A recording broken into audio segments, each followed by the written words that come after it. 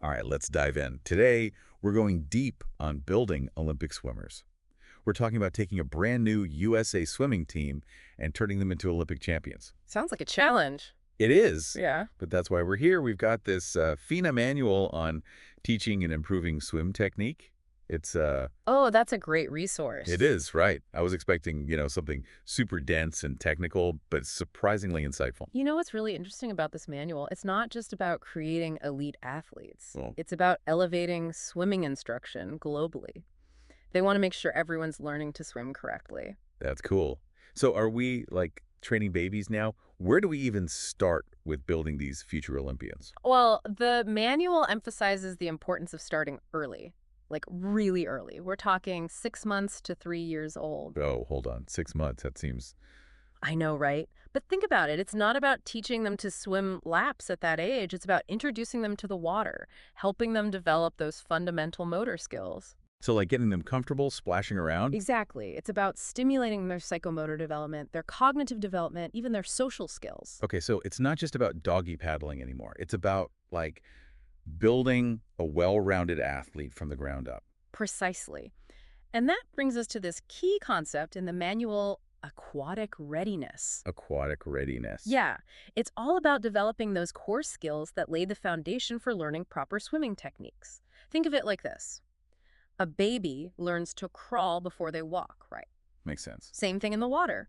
Before they can conquer the butterfly, they need to master things like balance, breath control, and basic propulsion. So, building a house, you need a solid foundation before you can add the roof. Exactly. And speaking of foundations, the manual outlines a three-stage progression for developing swimmers. All right, lay it on me. Stage one is all about fundamentals of adaptation to the aquatic environment, or AAE. AE, got it. It's about familiarization, comfort in the water, and intro to breath control.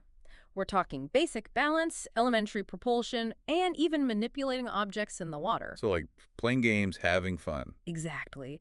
Building that confidence and a sense of play. Then we move on to stage two, basic aquatic skills, or BAS. Okay, BAS, what's that all about? Here, we build on those fundamentals.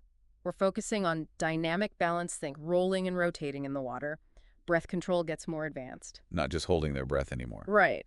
And propulsion becomes more refined, more controlled movements. Plus, they'll start tackling jumping and diving. So by the time they reach stage 3, they're practically mini Olympians. Right? Well, not quite. Stage three is where we introduce the specific swimming aquatic skills, or SAS. This is where we start teaching the formal strokes: crawl, backstroke, breaststroke, butterfly, plus those starts and turns. Whoa, okay, that's a lot. AAE, BAS, SAS. It's like alphabet soup over here. Help me out here. Haha. Yeah, it's a mouthful. But think of it this way. Stage one, get comfortable, get confident in the water. Stage two, build those core skills: balance, breath control, coordinated movement. And stage three, layer on those specific swimming techniques, refine those movements into powerful strokes. Okay, that makes it much clearer. So we've laid the foundation. Our swimmers have mastered those basic skills. Now we're ready to, turn them into these speed demons. That's the goal. And here's where it gets really interesting. The manual emphasizes that it's not just about brute strength. It's about understanding the science of swimming, the forces at play. Like what? Drag and propulsion. It's about minimizing drag and maximizing propulsion, finding that sweet spot where effortlessness meets power. So it's almost like they become one with the water, Yeah. understanding how to use it to their advantage. Exactly. And that's where coaching comes in. Oh, I see where you're going with this. Being able to observe those tiny details that can make all the difference. You got it. The manual is a huge advocate for keen observation, because even seemingly insignificant deviations from proper technique can have a ripple effect. Really. So, even if a swimmer's hand enters the water at a slightly different angle, it could impact their speed. Over time, those tiny errors add up and hold a swimmer back. Wow, that's incredible. So we as coaches need to develop those eagle eyes, that ability to spot those subtle flaws and correct them before they become bad habits. You nailed it. It's about being meticulous, constantly analyzing and refining those movements to achieve optimal efficiency. Okay, so how do we train our coaching eyes to be that precise? How do we catch those tiny details that could make or break an Olympic dream? Well, the manual outlines a systematic approach to qualitative analysis. It breaks it down into 4 key phases: preparation, observation, evaluation, and intervention. Okay, walk me through those phases. I'm ready to take notes. The first phase, preparation, is all about getting your head in the game. All right, so like studying the playbook. Exactly. You need to understand the specific stroke you're observing, the key elements of proper technique, and those common errors. Think of it as building your mental checklist of what to watch for. Got it. So then observations, that's where we're glued to the pool deck, right? Right. Analyzing every movement. Right. You're watching your swimmer execute the stroke, paying close attention to everything. Body position, arm movements, leg kicks, breathing, everything. Sounds intense. It is. But you're not just watching, you're listening too. For those telltale sounds that might indicate errors, a splashing hand entry, a choppy kick, it's about engaging all your senses. We're like detectives gathering clues. Haha, I like that. Once you've gathered your evidence, it's time for evaluation. Hmm. This is where you compare what you observed to that mental checklist we talked about. You're identifying those deviations from the ideal, figuring out how serious those errors are, and prioritizing which ones to address first. It's like being a doctor, diagnosing those technical ailments. And then comes the intervention phase, right? Yeah. We deliver the diagnosis and prescribe the cure. Exactly. This is where you communicate your observations to the swimmer, explain why those errors matter, and provide clear guidance on how to correct them. This might involve verbal cues, demonstrations, or even hands-on adjustments. So it's about tailoring your approach to each individual swimmer and their needs. Absolutely. And to illustrate how crucial technique truly is, consider Michael Phelps. Oh, the Dewey Day. Right. His success wasn't just about his physical gifts, it was also about his relentless pursuit of perfect technique. His coach, Bob Bowman, was meticulous, constantly tweaking Phelps's technique to shave off fractions of a second, and those tiny adjustments made all the difference. Wow, that's amazing. It really is those minute details, those seemingly insignificant tweaks that can separate the good from the great. You got it. And one of the most effective ways to refine technique is through targeted drills. Ah, technical drills, the secret weapon of every champion swimmer. You could say that. The manual breaks down drills into 4 main types: analytical, contrast, exaggeration, and progressive. Okay, let's break those down. Analytical drills, what's their superpower? Analytical drills isolate specific aspects of a stroke, allowing swimmers to focus on one element at a time. So it's like breaking down a complex movement into bite-sized pieces, mastering each piece before putting them all together. Precisely. And then you have contrast drills. Contrast drills, what are those? Contrast drills are all about feeling the difference. Swimmers perform a movement correctly and then incorrectly to understand why proper technique matters. Oh, I love that. It's like a light bulb moment where they can feel the difference between efficient movement and wasted effort. So what about exaggeration drills? Exaggeration drills involve, well, exaggerating a specific movement. This helps swimmers develop better body awareness and understand how different movements affect their performance. So it's about exaggerating to illuminate. Exactly. And finally, we have progressive drills, which start simple and gradually increase in complexity, helping integrate different aspects of the stroke. So it's a step-by-step approach to mastery. Okay, my head is spinning with all these drills, but in a good way. It's clear how these drills, combined with keen observation and that systematic approach to analysis, can really help fine-tune technique. Exactly. But we can't just, throw drills at swimmers randomly, right? Absolutely not. It's not just about the drills themselves. It's about how we, as coaches, implement them. We need a strategy, a plan. Okay, I'm ready for that coaching masterclass. Hmm. Give me the secrets to implementing drills like a pro. First and foremost, align the drills with your training goals. Are you focusing on endurance, speed, technique? Once you've identified your goals, you can start selecting drills that support those objectives. Okay, so it's about being intentional, not just randomly throwing drills into the mix. What else? Variety is key. Don't let your swimmers get bored with the same old drills. Mix things up, keep it fresh and engaging. Ooh, I like where you're going with this. Right. Turn drills into games, incorporate them into relay races, use music to make it fun. You can even use video analysis. I love that. It's about making drills feel less like work and more like play. Because honestly, when swimmers are enjoying themselves, they're more likely to be engaged and motivated. Exactly. And speaking of motivation, we can't forget that every swimmer is different. Right. Even on a USA swimming team, we can't assume every swimmer is starting at the same place. Exactly. A drill that's perfect for one swimmer might be too easy or too hard for another. That's where your coaching instincts and observation skills come into play. So it's about customizing the approach, tailoring those drills to each individual swimmer. It's starting to feel like coaching at the highest level is about being so much more than just like a yelling voice on the pool deck. It is. It's about being a strategist, an observer, a motivator, a teacher. It's about understanding your swimmers, their strengths, their weaknesses, and then crafting a plan that helps them reach their full potential. That's a great point. We need to assess each swimmer's aquatic readiness before we even think about implementing those advanced techniques. Absolutely. We need that baseline. Are they comfortable in the water? Can they control their breathing? Do they have a basic understanding of balance and propulsion? Right. We can't make assumptions. So how would you recommend going about that assessment? Start by observing them in water. Watch how they move, how they breathe, how they interact with the water. You can also have them perform some basic drills like floating, treading water, or swimming short distances. That will give you a snapshot of their current abilities. Makes sense. We need that solid foundation before we can start building towards those Olympic goals. Exactly. And once we have that baseline assessment, we can start crafting individualized training plans that incorporate those targeted drills, keen observations, and the systematic approach to analysis that we talked about. This is all incredibly valuable information. It's like getting a master class in coaching. But I'm curious, it seems like we've focused a lot on technique so far. Where does the mental game come in? That's a great question. Because you're right, swimming at the Olympic level isn't just about physical strength. It's about mental fortitude, too. Right. It takes a special kind of mental toughness to handle all that pressure, the competition, the years of training. So how do we, as coaches, help our swimmers cultivate that mental strength, that unbreakable spirit? That's where the art of coaching really shines. It's about building strong relationships with your swimmers, understanding their personalities, their motivations, and then creating an environment that fosters confidence, resilience, and a growth mindset. So it's about teaching them how to manage pressure, set goals, visualize success, and, bounce back from those inevitable setbacks. You got it. And that's something we'll dive deeper into in the next part of our deep dive. Okay, I'm already hooked. But Yeah, before we get too carried away, we've covered a lot of ground already. we have. We've talked about the importance of starting early, building that aquatic readiness, refining technique with those targeted drills, and even touched on the mental game. And we've just scratched the surface. Exactly. In part two, we'll continue exploring those advanced coaching strategies, focusing on how to create a training environment that fosters both technical excellence and, a genuine love for the sport.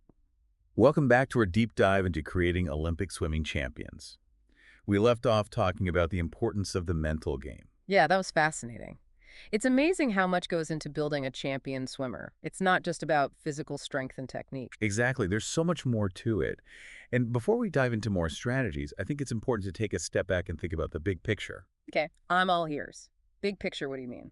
What kind of training environment are we trying to create? What's the overall culture we want to foster within our team? That's a great question.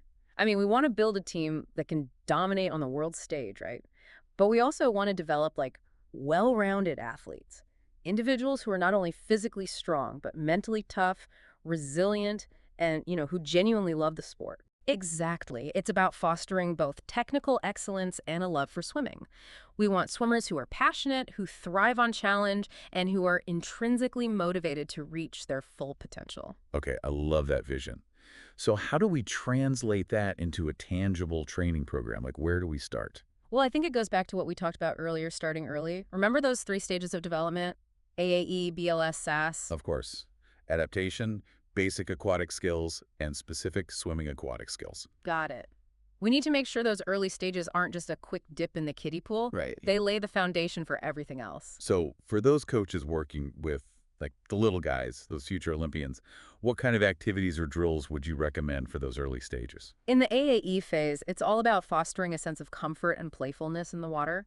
We're talking games and activities that introduce those basic skills, blowing bubbles, floating on their backs, kicking their legs. It's about exploration, not, regimented training. Right, right. So we're tapping into their natural curiosity and playfulness to build those fundamental skills. It's like setting the stage for a lifelong love of the water. Exactly.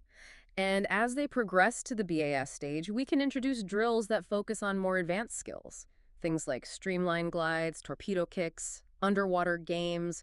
We're building balance, breath control, and coordination, but still keeping it fun and engaging. Okay, I'm picturing a pool full of like Giggling kids having a blast while unknowingly developing those crucial swimming skills. It's like sneaking in vegetables without them even realizing it. Uh-huh, exactly. And then as they move into that final stage, SAS, that's where we start introducing the formal strokes, refining those movements into the precise techniques that will propel them towards success. Right. It's all about that gradual progression, building upon each skill layer by layer.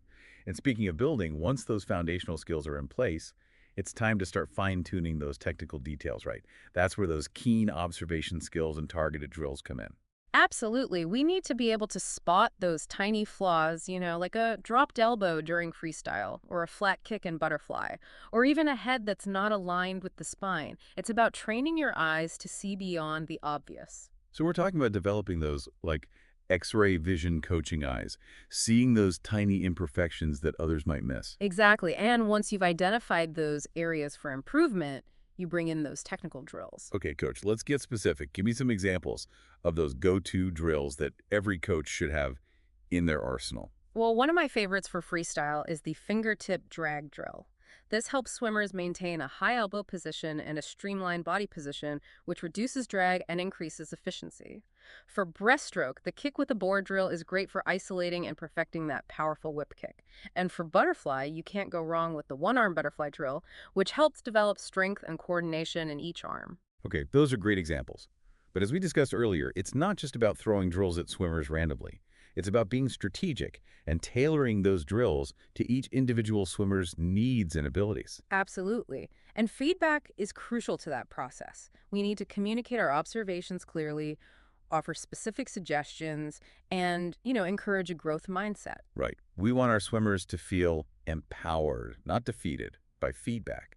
It's about helping them see those areas for improvement as, like, opportunities for growth. You said it perfectly. And, feedback doesn't always have to come directly from the coach. Oh, interesting. Tell me more. Peer feedback can be incredibly valuable. Encourage your swimmers to observe and provide constructive criticism to each other. That's a great idea. It fosters a more collaborative environment. And what about technology? Can we use technology to enhance that feedback loop? Absolutely. Video analysis can be super helpful. Imagine setting up an underwater camera to capture a swimmer's stroke and then reviewing the footage together. You can slow it down, analyze those minute details that you might miss with the naked eye. It's like giving them a mirror to their own movements, Yeah, helping them actually see what they're doing and how they can improve. exactly. And it's not just about identifying errors, it's also about celebrating successes. Seeing themselves execute a perfect stroke can be incredibly motivating. Okay, so we're starting early, building a strong foundation of aquatic readiness, incorporating those targeted drills, providing constructive feedback, and using technology to enhance the learning process. What else can we do to create that culture of excellence that we talked about? Well, remember, swimming is a physically and mentally demanding sport. Oh, yeah. We need to address both of those aspects in our training program. Okay, let's break that down. First up, the physical side. What are we doing outside of the pool to build these champion swimmers? Dryland training is essential. We're talking strength training, flexibility, and injury prevention. So hitting the gym, building those muscles that will power those strokes, and making sure they're flexible enough to move efficiently through the water. Exactly. And let's not forget about nutrition. Proper fueling is crucial for performance and recovery. Right, right. Got to make sure they're getting the right nutrients to power those workouts and recover effectively. Okay, now let's shift gears and talk about the mental game. This is where things get really interesting. It's often overlooked, but it's arguably just as important as the physical side, especially at the elite level. I agree. Olympic swimmers aren't just physically strong, they're mentally unbreakable. So how do we help our swimmers develop that mental toughness? Well, we need to give them tools to manage pressure, stay focused, and, bounce back from those inevitable setbacks. Mindfulness and meditation can be helpful for that. Oh, interesting. So we're training their minds as well as their bodies. Exactly. Goal setting is another powerful tool. Encourage your swimmers to set those specific, measurable, achievable, relevant, and time-bound goals. And marked goals. Exactly. And then work together to create a plan for achieving those goals. So it's not just about setting ambitious goals. It's about having a roadmap, like a step-by-step plan to get there. Exactly. And don't underestimate the power of visualization. Encourage your swimmers to visualize themselves, executing perfect strokes, winning races, achieving their goals. It's about creating that mental picture of success. It's like they say, if you can see it, you could achieve it. Right. But even with the best mental training, setbacks are going to happen. Doubt and discouragement are part of the journey. That's true. So how do we help our swimmers navigate those tough times? How do we make sure they don't get, discouraged to give up? That's where a strong team culture is essential. Okay, tell me more about that. How do we create that like unbreakable team spirit? It's about creating an environment where they feel supported, encouraged, and connected to something bigger than themselves. It's about fostering a sense of belonging, shared purpose, camaraderie. Right, it's not just about individual achievement, it's about working together, supporting each other, and celebrating those successes together. Exactly. Team building activities, group challenges, even social events outside of the pool can all help strengthen those bonds. This is all starting to paint a really clear picture of what it takes to build an exceptional swimming program. It's so much more than just teaching kids how to swim fast. It's about nurturing their physical, mental, and emotional well-being, creating a culture of excellence that empowers them to, really reach their full potential. Well said. And as we head into part 3 of our deep dive, we'll continue exploring these advanced coaching strategies, focusing on the role of the coach and those qualities that separate the good from the great. We'll also delve into the concept of periodization. Periodization. Yes, it's a strategic approach to training that can help swimmers peak at just the right time. Okay, you've got my attention. I can't wait to learn more about that. All right, we're back for the final lap of our deep dive into building Olympic swimmers. We've covered so much ground already, but I'm ready for those pro-level coaching strategies. The ones that take a team from good to gold medal, great. Well, you've come to the right place. Remember, this journey to the Olympic podium, it's a marathon, not a sprint. Right, right. It takes a deep understanding of not just, the technical aspects of swimming, but also the human element. The human element. The psychology, the motivation, the unique journey of each individual athlete. Oh, I like that. It's about seeing each swimmer as a whole person. Exactly. And one of the most powerful tools we have as coaches is fostering a growth mindset in our swimmers. Growth mindset. I've heard that term before, but honestly, it always sounded a bit, I don't know, fluffy to me. Uh-huh, I get it. How does a growth mindset actually translate to results in the pool? Don't let the name fool you. A growth mindset is all about believing that abilities can be developed through dedication and hard work. Okay. It's the opposite of a fixed mindset, where people think their talent is predetermined. Oh, like this. Swimmers with a growth mindset, they embrace challenges. They see setbacks as opportunities to learn. They get inspired by the success of others. Okay, that makes sense. But how do we actually instill this growth mindset in our swimmers? Is it just like a pep talk? Or is there a more concrete strategy? It's about creating a culture that celebrates effort, perseverance, and continuous improvement. So instead of praising talent, we praise the process. Exactly. Those small victories along the way, those moments when they, push through fatigue or overcome a technical challenge. So it's about shifting the focus from outcomes to the journey of getting there, like from I'm not good at this to I'm not good at this yet. You got it.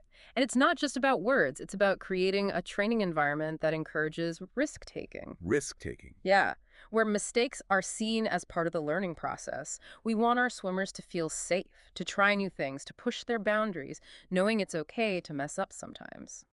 Oh, that's a good point. It's about creating a culture where mistakes are seen as like stepping stones to success, not something to be ashamed of. But, it's not just the swimmers. Coaches need a growth mindset too, right? You're absolutely right. We, as coaches, need to constantly challenge ourselves, stay open to new ideas, and embrace those moments when we're pushed out of our comfort zones. So we need to be lifelong learners, always striving to be better. Exactly. Always growing, both as coaches and as individuals. I like that. Okay, you mentioned advanced coaching strategies earlier. What else should we be thinking about? Well, periodization is a really powerful tool for optimizing performance. Periodization. It's a systematic approach to training. Basically, you divide the season into specific phases, each with different goals and training focuses. So it's like a roadmap for the whole season. Exactly. Strategically designed to help swimmers peak at just the right time. A typical periodization plan includes phases like preparation, base training, build-up, competition, and recovery. Okay, break those down for me. What do we focus on in each phase? Well, the preparation phase is all about building that solid foundation. Think general conditioning, stroke refinement, maybe some cross-training to build overall athleticism. So like laying the groundwork. Exactly. Then we move into base training, where the emphasis is on increasing volume, building that aerobic engine. So lots of mileage in the pool, building stamina. You got it.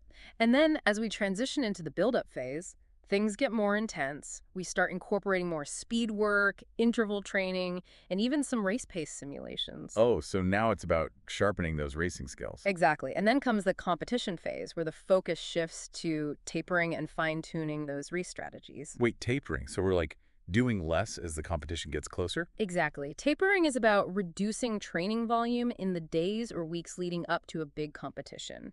It allows the body to fully recover so they can perform at their peak. Oh, okay. So it's like recharging their batteries. Exactly. And finally, after the competition, we have the recovery phase. That's all about rest and allowing the body and mind to fully rejuvenate before we start the cycle all over again. So it's not about pushing all the time. It's about balance. Exactly. As you gain experience, you'll learn to fine-tune your periodization plans to meet the specific needs of your swimmers and your competition schedule. That's fascinating. It's like finding that sweet spot between pushing limits and allowing for recovery. Exactly. And remember, you can periodize mental training too. Oh, really? Yeah. You can incorporate things like visualization, goal setting, and mindfulness into each phase. For Yeah. example, in the preparation phase, you might focus on building self-awareness and positive self-talk strategies. So it's about integrating mental and physical training for a holistic approach, mind-body synergy. Exactly. And as we wrap up this deep dive, remember that coaching is a journey of continuous learning and growth. This FINA manual has been a great resource, but it's just the beginning. Right. Embrace the challenges, seek out mentors, never stop learning, and, most importantly, believe in the potential of every swimmer you work with. This whole deep dive has been incredible. We've gone from baby steps to periodization plans, technical drills to the power of the growth mindset. It's been quite a journey. It really has. I feel energized and inspired to take my coaching to the next level. That's fantastic. Now go out there and make some Olympic dreams come true. That's all the time we have for this deep dive into building Olympic swimming champions. We hope you've learned a lot and are feeling that coaching fire. Remember, this journey is a marathon, not a sprint. Embrace those challenges, celebrate the successes, and never stop learning and growing alongside your swimmers. And most importantly, have fun out there. See you next time on The Deep Dive.